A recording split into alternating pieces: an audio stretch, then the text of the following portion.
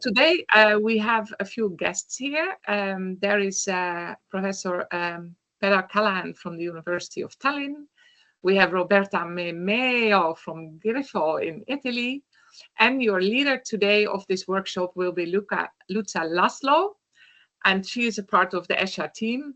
And we have Erwin Timmermans with us. He is our technical supporter, so if anything is there, Erwin will help us out.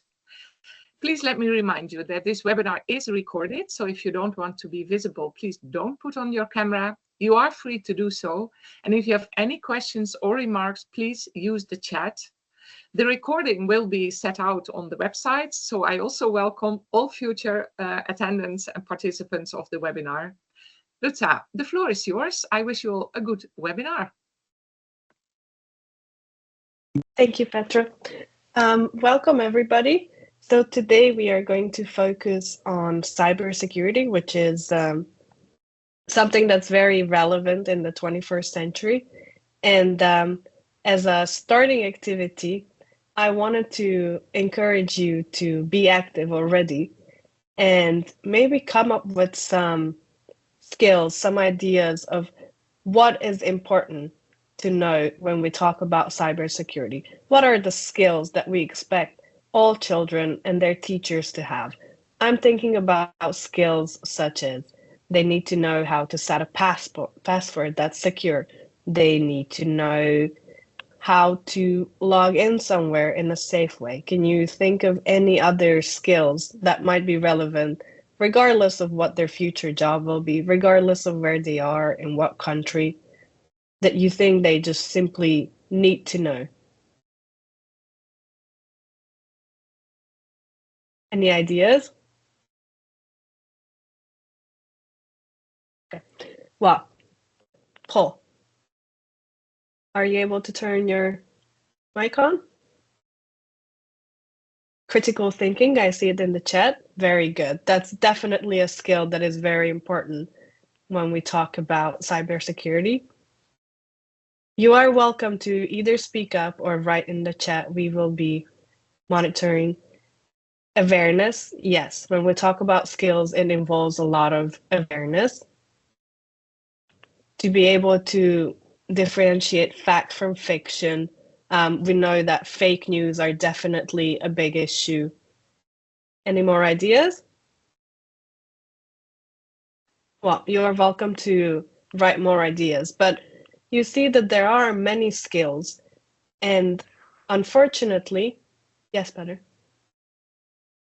Sorry. No, I haven't. Okay.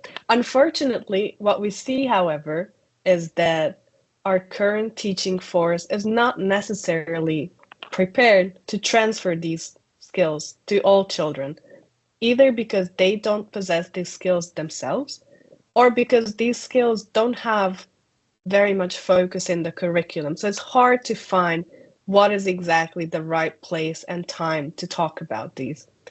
So today we are going to have 1.5 hours, and we are going to be joined by 2 members of the SuperCyberKids Project, Roberta from Italy and Petra from Tallinn University, Estonia. And they are going to help us explore how school leaders can really do their part concerning cybersecurity education. And we are also going to be presented by some very practical resources that you will be able to use already. So today we are going to start with a talk from Petra, who is going to deep dive and show us some examples and explain why school leaders need to be aware of cybersecurity, what are the type of difficult situations they might encounter, and what can they do.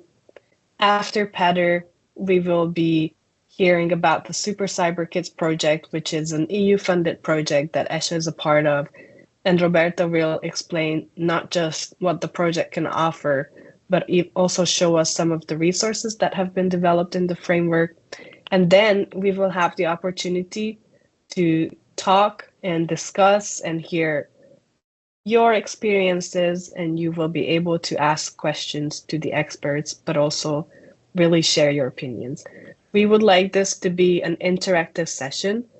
So there will be a chance to ask questions after every presentation, and then there will be a dedicated discussion time.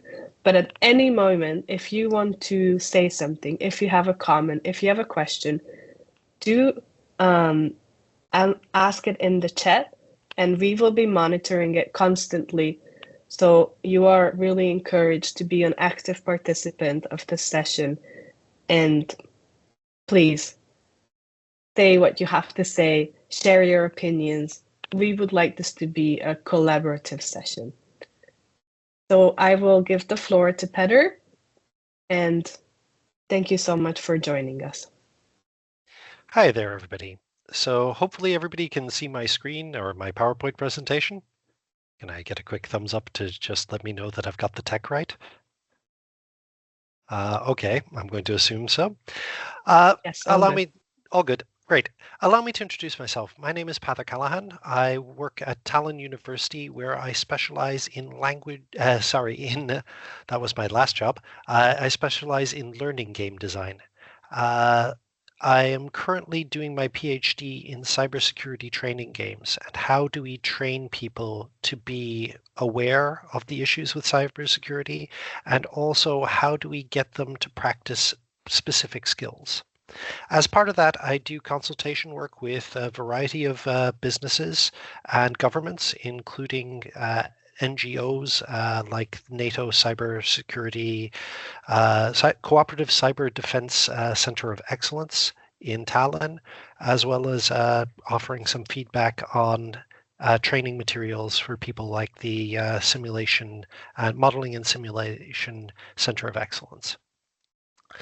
I work in part of the SuperCyberKids Project as well, and have given varieties of variations on this speech to quite a few different audiences. So let's delve straight on into this. What is cybersecurity? Well, the bad and scary news is that cybersecurity is incredibly important.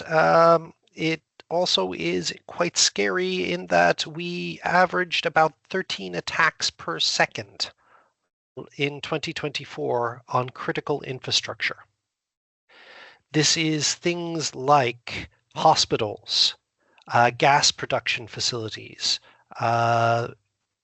supply chains, telecommunications, Twitter, every sort of thing that we rely on to keep the modern internet-enabled world going. And if we like it or not, also schooling has adopted a lot more internet-enabled practices, especially after the COVID pandemic. Cybercrime itself, taking away cyber terrorism and taking away all of the sort of big scary state actor stuff, cybercrime costs in the trillions every year. It is equivalent to the GDP of Sweden at the last estimate. This means that this is a skill that is necessary to keep the world functioning the way we want it to function.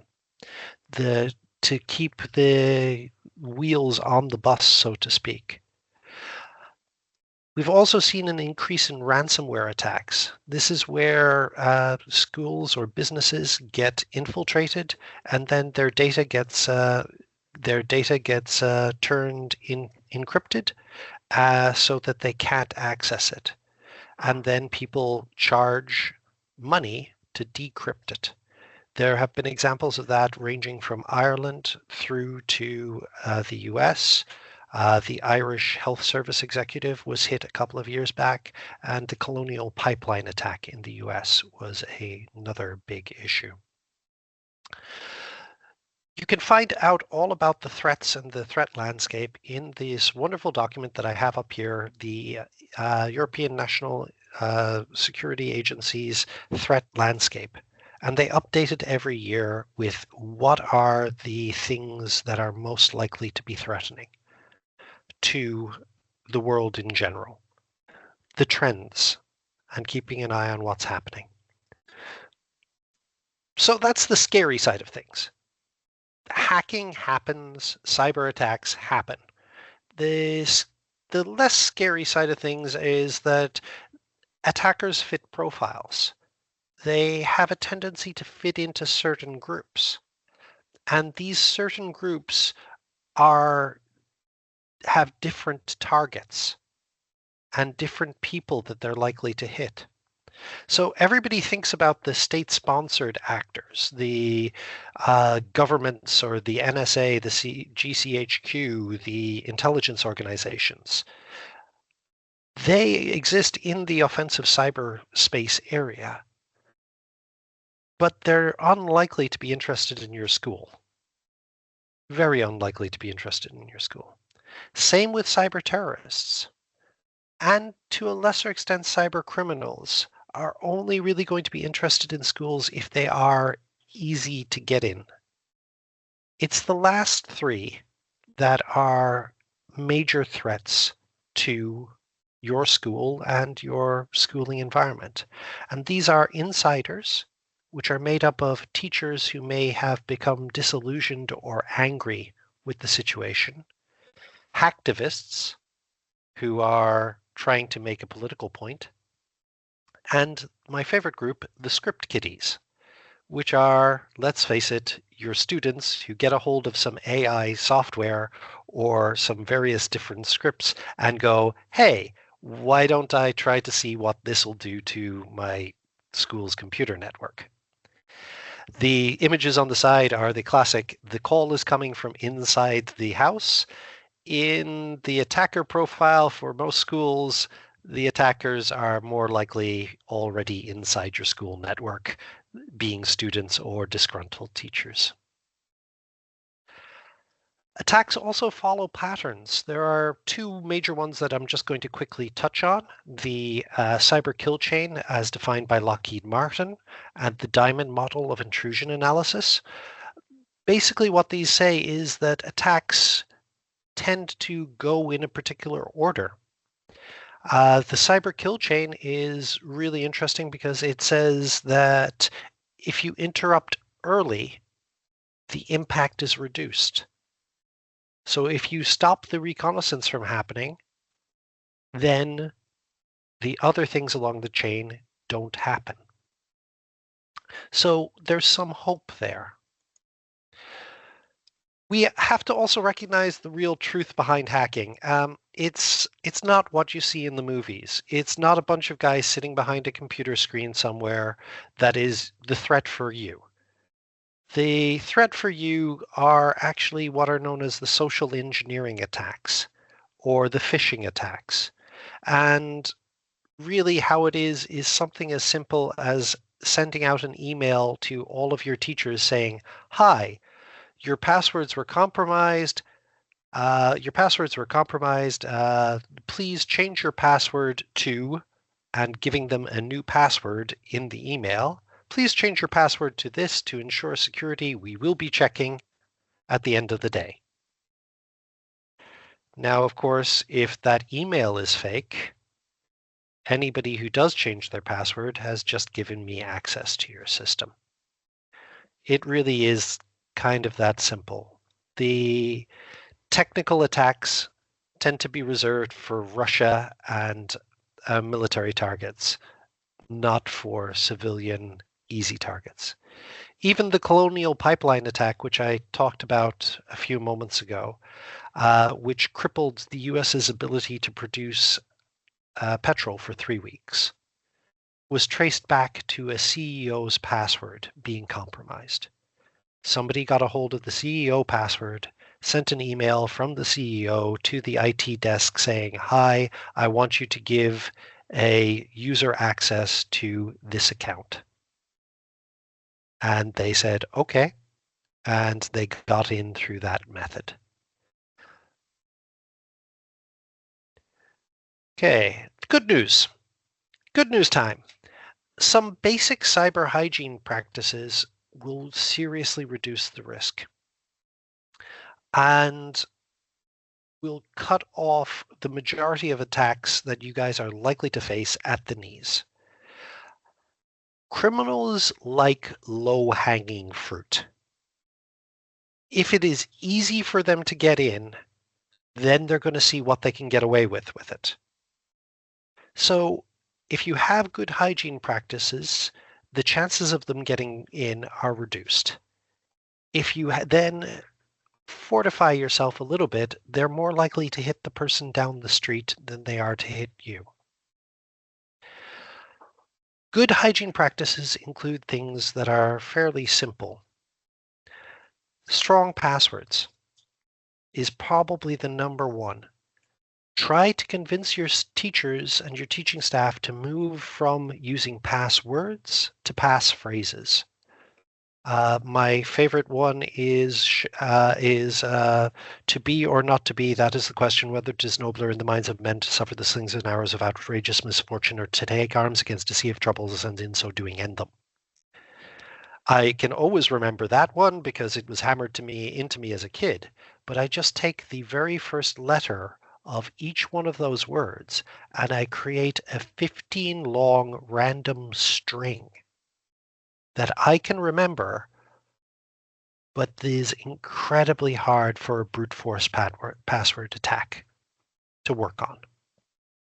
So set up phrases rather than passwords if you can help it. Change them regularly. Change them to the song that you're most currently obsessed by. Change them to a bit of football trivia. But make sure that you're able to understand and remember what it is that they're saying.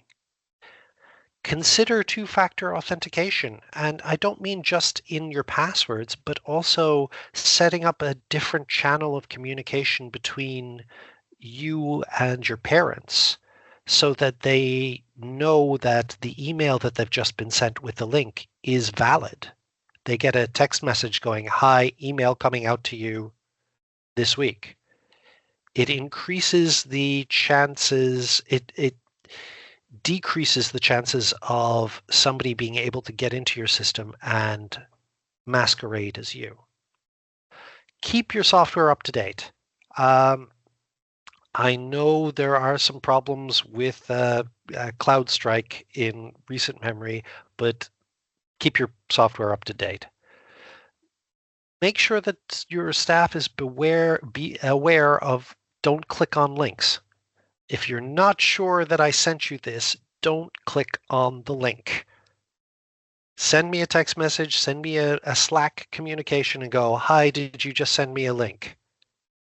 before you click on it. Because this is another primary method that people infiltrate the system. Backups are your friends. I was literally chatting to an expert in the Center of Excellence yesterday, and he said his 3 greatest pieces of advice for anybody, any client in the cybersecurity field is backup, backup, and backup. Have a backup service. Have that regularly updates. Keep the important information offline as well as online. Don't have it all in one place. Keep the old school phone list in the locked and fireproof safe from the 1990s. Keep your backup of what do I do if my entire computer system crashes? Keep that in a folder in your office. Because if you only have it online, well, then you're going to have trouble if the entire online system has gone down. You need to have the physical backup as well as the virtual backup. Finally, consider doing a regular check on your accounts and devices. Way back when I was in school, one of the things that I had to explain to the teachers when I was working in the computer lab was that no, it's not enough for me to run the virus checks once and clean the lab. The lab's going to get dirty again. Somebody else is going to reintroduce something. It has to be a continuous process. If you start to see something weird happening in the system, run a check, go through it. It seems that your recommendations are Mhm. very much sparking some interest. So we already have some questions in the chat. Wonderful. Um, I can't actually see them, unfortunately. That's fine. I will read it out loud. So Paul is asking, do we need a different password for each account, or is a 15-digit random generated password used across your accounts change regularly sufficient? Ideally, you should have multiple passwords. In a perfect and ideal world, you should. In actuality, people regularly don't. If you regularly change and have a long string password, you are a lot more secure. But this goes to kind of my second to last slide. What we're attempting to do is we're attempting to reduce the risk, not remove the risk entirely. The reason why I'm hesitant about telling you have 15 different 15-letter string passwords is that if you can't remember which one you used, you're in trouble. That's when you're going to have the post-it notes on your computer with the password written out on it, which is all well and good, but you got to remember that a student is going to wander by, take their phone and go click, and you're compromised. So yeah, you've got to, in an ideal world, yes, but it's about balance. It's balancing between the practicality and the security. Hopefully that answers the question. Multiple people are asking about password vaults, whether they are recommended. Password vaults are wonderful things as long as you can trust the company that holds them, as long as the company that holds them are reputable.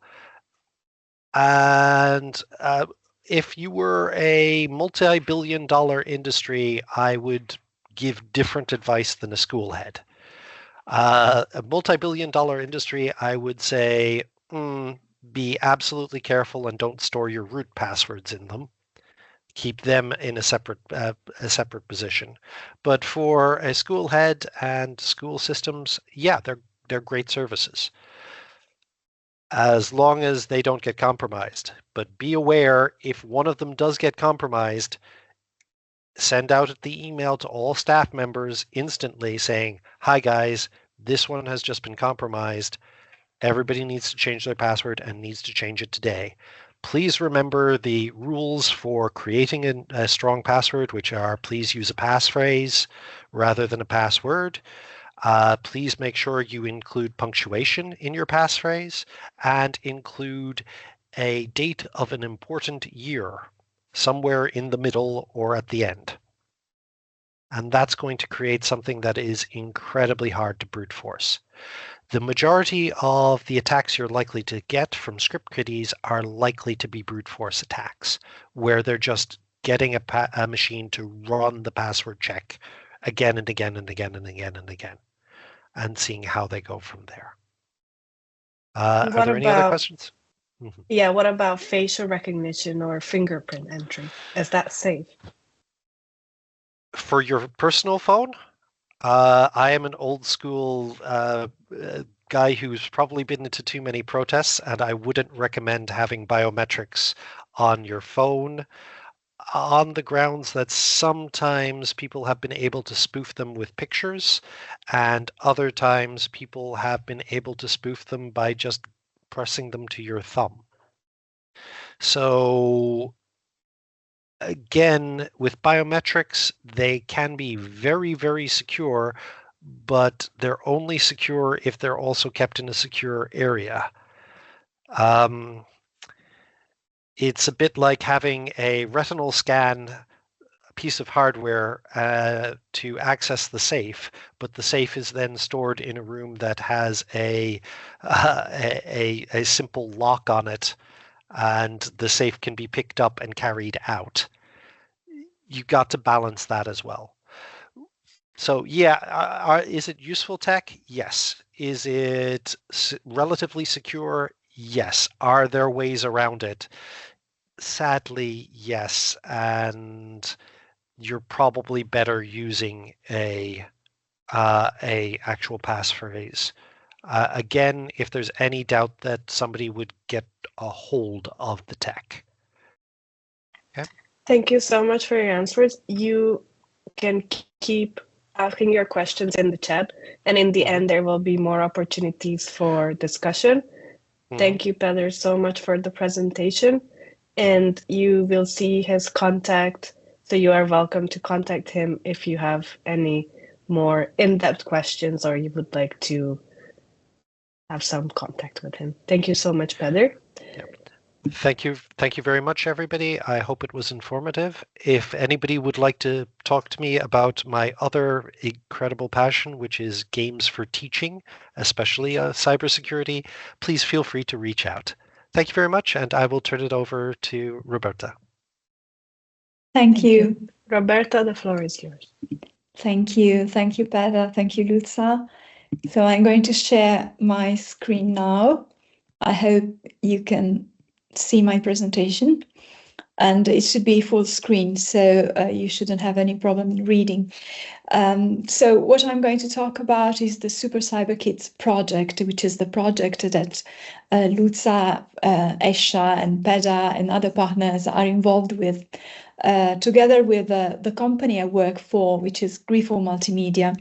And Grifo is an Italian-based company, a tech company working for in the field of developing educational technologies and educational games. And I am a project manager and an instructional designer there. And I'm going to spend just a few words about the context of the SuperCyberKids project, and then I'm going to show you what we have developed, a practical outcome of the project. So that's why I chose as title of my presentation, What We Can Do for School Education on Cybersecurity. You have listened to what Peadar has been saying about the importance of cybersecurity as a kind of hygiene. So the SuperCyberKids project, which is a Erasmus Plus forward-looking project, which started 2 years ago and is going to be concluded at the end of this year. It was funded exactly with the objective to promote cybersecurity education in schools. So the final target is helping students acquire awareness and knowledge about the cybersecurity threats and understand how important it is to develop this awareness and to be able to respond to those threats in a conscious way. But the special target audience of the project is very young kids, children from 8 to 13, and that's why we decided to reach them through their teachers. So the target users are teachers, and through them we get to help the end users, which are really students in schools. What we have developed what we call an ecosystem. That means a series of tools which are all integrated together and are all delivered through a platform, an online platform that adopts a game-based metaphor to provide learning materials about cybersecurity. And those learning materials are lesson plans, and we're going to see what they look like. And we also have access to games, to educational games on cybersecurity, and to other educational materials such as videos or documents or links to other relevant resources online, all targeting cybersecurity in schools for that age range. And we are now entering the phase of pilot testing this ecosystem in a real classroom context. So that's why we are holding this webinar today, and that's why we hope that you will be interested enough to agree to participate in the pilot testing of the SuperCyberKids project tools. Just a short note on how we came to develop the educational materials, the lesson plans that we have developed. We started from a review of the literature and a survey of the existing educational initiatives on cybersecurity, and using also the digital framework of competencies available. There are many of them available online.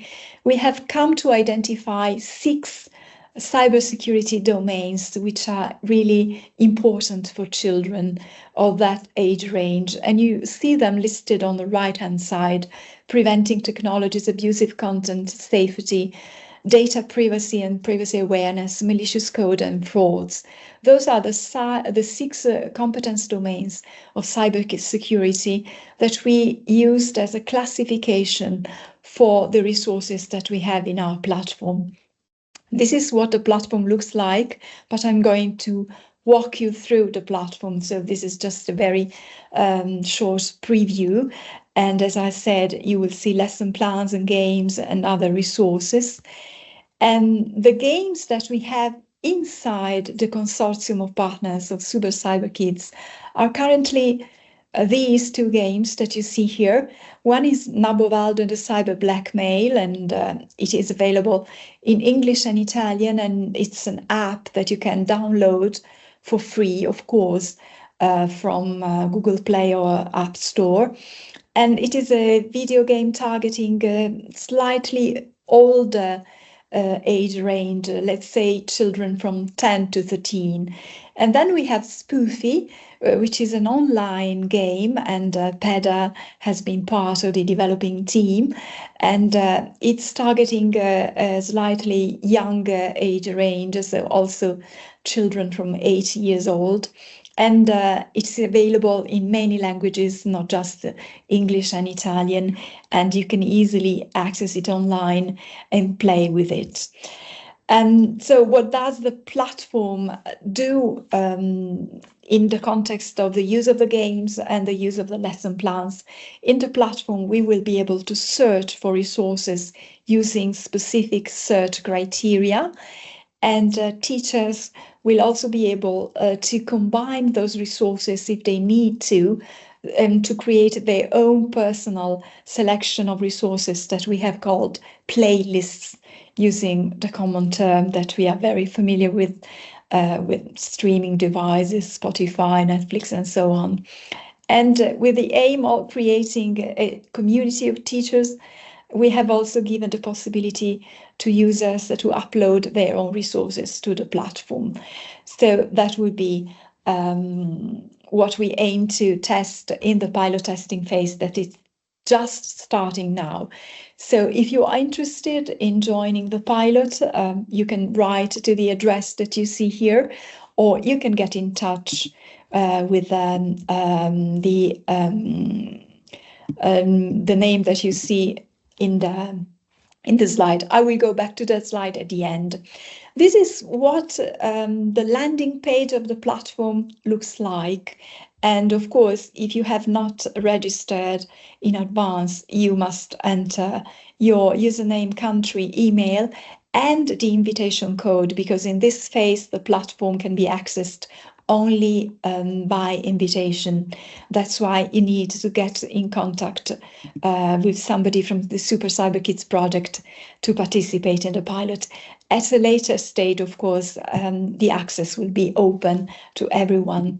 I will log in using my login details. Of course, I have been registered already to the platform. And that's what the home page, we can say, looks like. You see here 18 boxes, and each box corresponds to a topic related to the 6 competence domains that I was mentioning earlier. And we have grouped those 18 modules in 3 broad groups, and you can see the technical skills in green, the social skills in blue, and a mix of both. We call them integrated skills in red. The most important modules for education on cybersecurity are the 3 that you can see in a darker background in the center of this screen. And those are basics of cybersecurity, online behavior, and reporting and recovering. But as you move to the outer part of the groups, you will see more advanced topics and more advanced modules that you may want to use in your classroom. What happens when you click on one of the modules? You open a window where you can find, first of all, the links to the games that I have mentioned, the Spoofy online game, and stores where you can download the the Nabovaldo game. And there are also available guide for teachers and gamers for using Nabovaldo. And then you will see lesson plans concerning the topic of the module. In this case, it's basics of cybersecurity. The lesson plans have been developed by the experts in the SuperCyberKids project. We have partners involved in cybersecurity at a very important level, both from the teaching point of view and from the technical point of view. We have, for example, also EXO, the European Cybersecurity Organization, as member of the project. The lesson plans are divided into 4 parts. The first one is the introduction, then we have the game-based learning part, and then there's consolidation, the 3rd part, and the 4th and final part is feedback and evaluation. What happens when I click on open beside any of these resources? You can see there are also videos available. It opens another window where I can have the lesson plan on the topic that I have selected, basics of cybersecurity. And the lesson plans is organized very simply. You can see here where you are in the spectrum of the competence domains. And each activity in the lesson plans is divided, the time needed to carry it out, the details, what to do in the classroom, the learning goal, and what you need to proceed with, in this case, using the Spoofy game. And you can also print out the lesson plans using this small icon here on the left-hand side. And when you open a resource, it automatically appears in the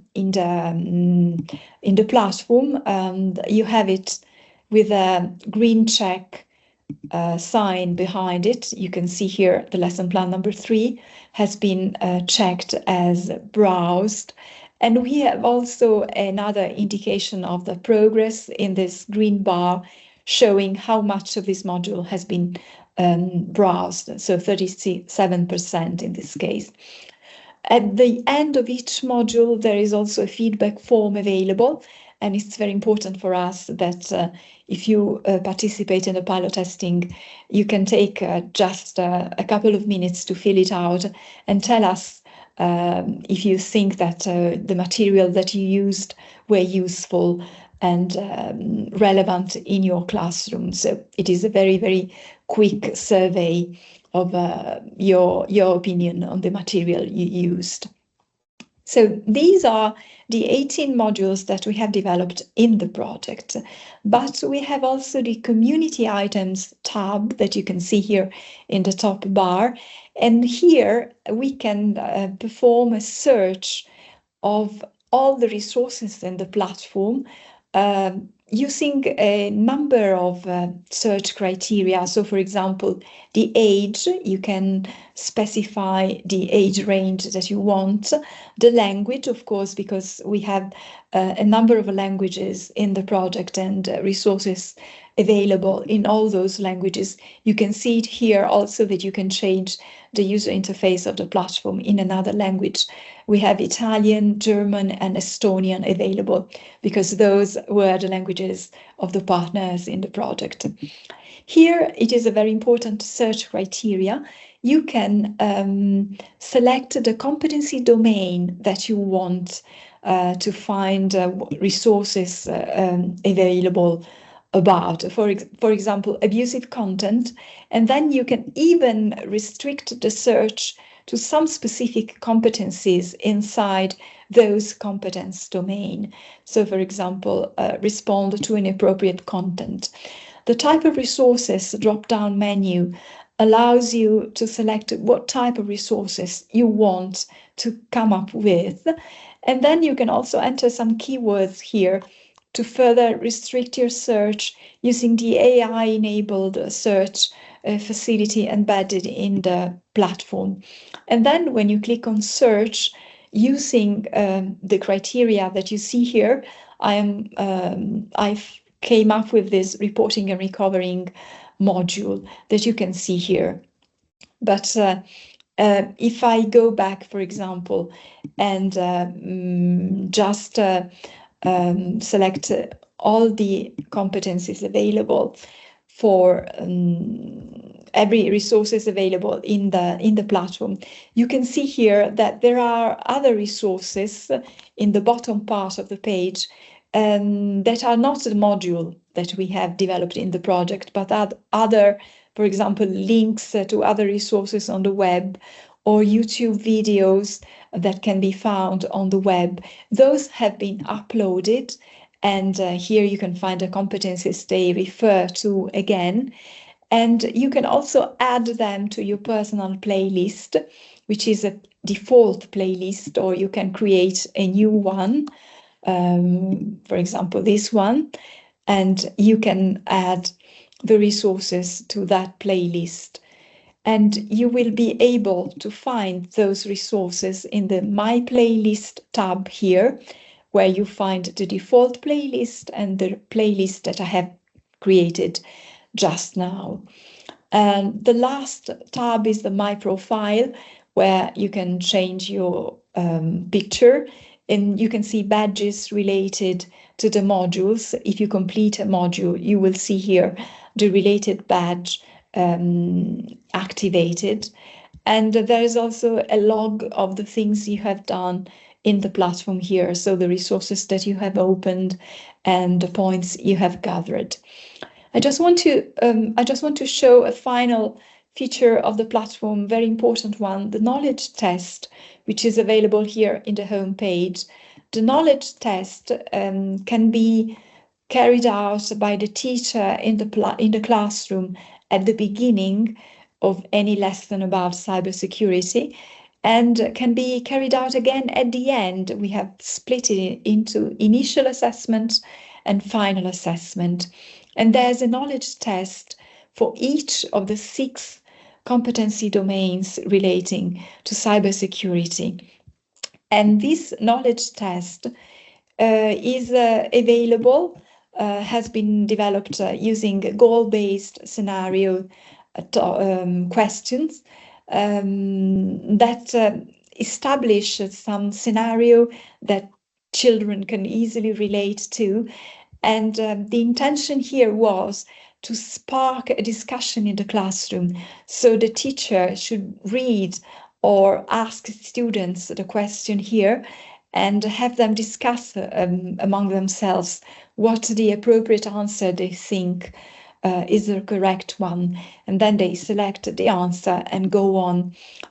This test was already started, so I'm going just very quickly on to let you see what happens when I get to the end of the test. So I'm really selecting random answers. I'm really not reading what it is about, just to show you what happens at the end. This is an example of this scenario-based. Here you see it's an item shown as a mobile phone screen, and again there are some questions and answers.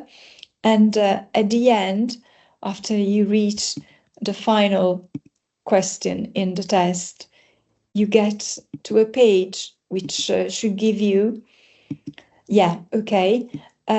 should tell you how many correct answers you gave out of the total number, so 8 correct answers out of 13, And it is also recommended that you should go and have a look at malicious content module. You can see here, even though you are already well informed about cybersecurity issues, we recommend that you explore the learning resources related to malicious content.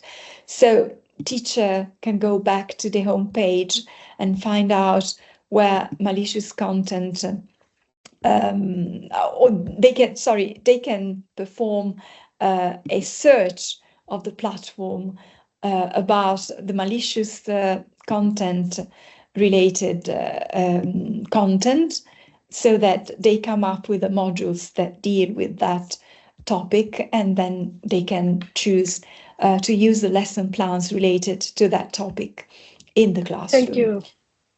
Thank you, Roberta, so much for this very detailed and useful explanation of the platform.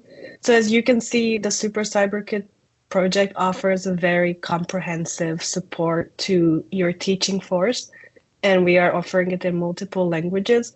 So just to highlight again what Roberta already has said, that we are currently about to start the piloting of this project, and the piloting will be done in Germany, in Italy, in Estonia, but we also have a so-called European pilot that is run by the European Cybersecurity Organization. So we are able to support you if you want to join even outside of these countries, if you are willing to do it in English or in any of the other languages offered. So if you are interested, please send Petra an email, and we are very happy to give you an account. The invitation code, yes, the invitation code. The invitation code that will allow you to register on the platform and explore it yourself. And if you have any more questions, or if there are some parts that you are unsure about, you can again send an email to Petra, and we will find someone who will be able to answer all of your questions in detail. So thank you so much, Petra and Roberta, for your presentations. The next step will be that we are going to be giving you the floor as well to be able to share your opinion, your experiences. We are going to be in 2 groups, right, Irvin? And yes, Petra. Yes, well, I was actually wondering, Petra told us a lot about cybersecurity for adults. Can you say something about specific problems for kids, or challenges, let's say? The challenges for kids are interesting and actually not widely studied. The threat casting and the threat analysis is traditionally done for businesses and governments rather than for kids specifically. The kids themselves aren't a primary target for cyber criminals. However, they are either secondary targets, as in they're used as stepping stones to get to primary targets where they can make money, or they're being threatened by their peers in a cyberbullying framework. Again, with kids specifically, the major threat areas can mostly be guaranteed or can mostly be mitigated by the use and awareness of cyber hygiene. The high-end skills, they don't need to know them as much as being aware of them. Somebody brought up critical thinking as one of the areas where people need to be cognizant of the situation. And this is possibly the area that kids need the most help and training with, because the people who are likely to attack the kids are going to rely on naivete and willingness to believe what a adult or more trusted other is going to say to them. The possibly best thing that you can do for a kid is to provide a trusted adult, somebody who, if a situation is happening, the kid feels comfortable going and talking directly to and discussing the problems with. By doing this, you're cutting off the kill chain earlier and more effectively. When it comes to crime against kids, it tends to be more exploitative, and it tends to be a lot nastier in nature. And it also tends to be created by either naive kids themselves and shared by themselves, or it is the work of individuals who are best dealt with by making sure that a kid has somebody they can trust to talk to. Hopefully that answered that question. Thank you, Peadar. Just one side note that ESHA is truly participating in everything that is relevant for school leaders. So we do actually participate in a project called Participate that is specifically focusing on cyberbullying. I will put a link in the chat. So we are trying to provide as comprehensive support for school leaders as possible. So, in fact, I think we have come to the end of this webinar. I want to thank our guests of today, Roberta, Peadar. I think you've given great input, and there were a lot of compliments about the game because there are not a lot of trusted games to actually help children to enhance the safe behavior and the cybersecurity. So thank you both. Luca, thank you for your wonderful presentation, and Erwin for everything that supported this webinar. And last but not least, thank you, present participant and future participant online. I think we have a very interesting topic here. So we are going to close this webinar, but I'm sure we'll meet again because cybersecurity is one of the big issues of our time. Thank you so much for being here, and hope to see you in any other webinar. Bye-bye. Thank you. Thank you. Bye. Bye-bye. Thank you. Bye. Bye-bye. Thank you. Bye.